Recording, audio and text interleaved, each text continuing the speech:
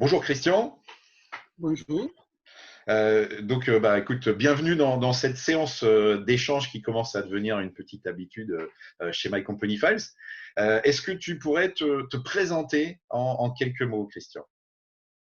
Oui, donc je ne suis pas un coach parce que justement, j'aime pas le mot coach qui vient du mot français cocher ou du mot anglais the coach aussi et qui est le conducteur de chevaux.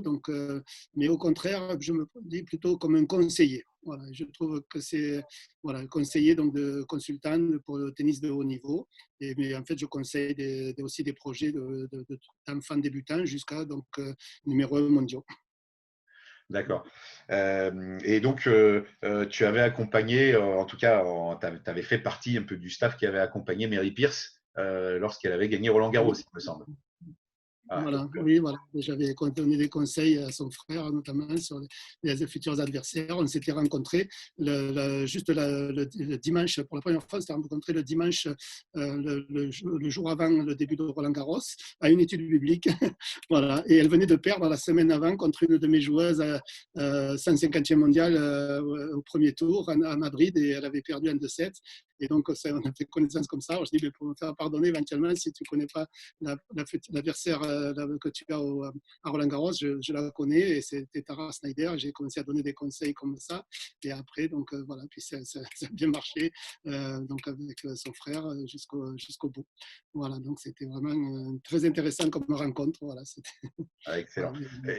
Et effectivement, par ailleurs, tu accompagnes aussi des gens. Alors, on s'est connus parce que j'avais fait partie de tes nombreux coachés quand j'avais 15 ans en Cévennes et ça fait partie des super souvenirs que j'ai. Donc, tu fais un grand écart finalement entre entre guillemets 100 grades et les super talentueux qui sont au top du J'ai tableau. toujours aimé ça parce qu'en fait, j'ai commencé à approcher le niveau professionnel parce que mes premiers joueurs des Cévennes, les joueuses, commençaient à jouer sur le circuit professionnel. Et d'un à l'autre, comme ça s'est fait jusqu'à beaucoup de joueuses et joueurs internationaux et voilà, de nombreux de tous les pays. Super. Alors, on vient de vivre, on est encore en train de vivre un peu une période un peu hors norme avec ce Covid, ce confinement. Est-ce qu'il y a un message que tu aurais envie de faire passer, en particulier aux professionnels, entrepreneurs qui peuvent nous écouter? Oui, mais donc ce qui est arrivé là un peu à la planète, c'est une blessure, comme ça arrive à des sportifs. Voilà, donc tout d'un coup, tout s'arrête. Et puis, voilà, mais si on profite de ce temps pour, moi, je dis souvent à mes sportifs, quand ils sont blessés, mais c'est l'occasion de devenir experts dans leurs problèmes. Et souvent, ils le deviennent, les meilleurs, ils sont aussi bons que les meilleurs docteurs après sur le problème qu'ils ont eu. Ils apprennent à se connaître mieux. Et puis, comme cela aussi, comprendre pourquoi cette blessure est arrivée. Et donc, parce qu'on peut améliorer, et donc de chaque difficulté, on peut progresser. Et donc là, c'est une grosse difficulté qui justement révèle beaucoup de problèmes chez les humains, mais chez les entreprises aussi. Et si on arrive à trouver comment progresser, à ce moment-là, on est résilient, et c'est ce qui est le meilleur, et de s'adapter et d'être capable de progresser dans les difficultés, grâce aux difficultés. Après, on peut dire grâce à. Maintenant, c'est à cause d'eux. Et un jour, j'espère qu'on pourra dire grâce à, eh bien, j'ai amélioré ceci ou cela. Ouais. Et est-ce que justement pour cette résilience, bon ça je pense quand on a fait du haut niveau ou qu'on accompagne du haut niveau, la notion de résilience elle est fondamentale. C'est-à-dire que ceux qui arrivent au bout, ça s'est pas fait sans heurts. Est-ce que tu aurais un petit truc, quelque chose pour nous donner un peu le goût pour cette résilience ou quelque chose qui, ah, il y a ça c'est la base. Oui, donc justement, ben, le coût de la difficulté, souvent au tennis, par exemple, les gens aiment bien à l'entraînement, ils veulent toujours s'entraîner avec des plus forts. Tout le monde me demande de jouer avec mes meilleurs joueurs ou joueuses que je connais parce qu'ils veulent se confronter à l'entraînement avec les meilleurs. Et puis, donc, avec les plus de difficultés possibles pour progresser et se tester.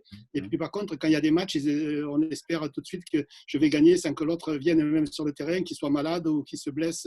Voilà. Mais on redoute la perte quand ça Ouais. compte. Mm. Voilà, donc la peur de perdre fait d'ailleurs beaucoup perdre. Et la peur, c'est le contraire du moteur qu'il faut avoir. Même si c'est parfois le début de la sagesse, parce qu'il faut avoir un petit peu peur. Et peut-être qu'en ces moments, justement, les gens vont se rendre compte que c'est bien d'avoir, au moins ne pas avoir peur de mourir, par exemple, ce qui est une des premières libertés. Et on s'est rendu compte que malheureusement, notre société avait peur de la mort et on a plombé la société d'ailleurs par peur de la mort, parce qu'on aurait peut-être pu confiner beaucoup moins et être beaucoup plus sage dans nos réactions si on n'avait pas ce principe de précaution et de peur de la mort vraiment intrinsèque. Mm. Voilà. Ok. Est-ce que tu aurais une petite anecdote ou quelque chose lié à cette période dans ton vécu du coup de conseiller que tu voudrais partager en mode clin d'œil? Voilà, mais donc, normalement, ça fait plus de 30 ans maintenant que je voyage jusqu'à 48 semaines par an, enfin, en tout cas plus de 35 semaines par an. Et donc, tout d'un coup, je me suis retrouvé dans les montagnes Cévennes, dans notre famille, vous voyez derrière peut-être, mais on a la maison familiale que l'on a depuis plus de 600 ans, donc mes racines. Et puis de là, avec la technologie, et donc c'était super, je pouvais contacter tous les fuseaux horaires du matin, mes joueurs et joueuses en Australie, puis après la Chine, puis après l'Inde, puis après l'Afrique et l'Europe, et puis donc, et puis après les Amériques. Et donc, grâce à la technologie, on peut être très très proche maintenant. Et donc, voilà, c'est vraiment changé. Je crois que tout le monde s'est rendu compte que ça a changé complètement et ça va accélérer les changements. Top. Bah, écoute, Christian, un grand merci. Merci pour ces paroles pleines de sagesse.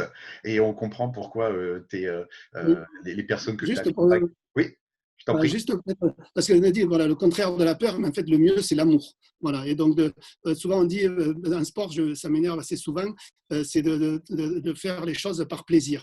Le plaisir c'est très fugace, et c'est pas du tout un bon moteur, mais l'amour inconditionnel. Et si on aime ce qu'on fait, si on aime les gens pour qui on le fait, on trouve tout d'un coup des solutions. Et ça c'est vraiment un super moteur. Donc l'amour. Et puis après ce qui est vraiment important, c'est toujours chercher d'être libre aussi. Voilà, donc, et donc le contraire de la peur, l'amour, et puis d'être libre, de penser justement, comme on dit, en dehors du box, de l'ordinateur aussi, et puis d'être libre pour trouver des nouvelles choses. Voilà. Excellent. Bah, écoute, merci pour ces dernières paroles qui étaient extrêmement riches. Je pense que voilà, nos auditeurs vont se régaler à écouter ces paroles de sagesse et on comprend pourquoi les tennisman et tenniswomen que tu accompagnes arrivent à ce niveau de succès. Bah, écoute, je te dis à très bientôt, Christian, et peut-être sur un cours de tennis, un de ces quatre. Merci. Au revoir.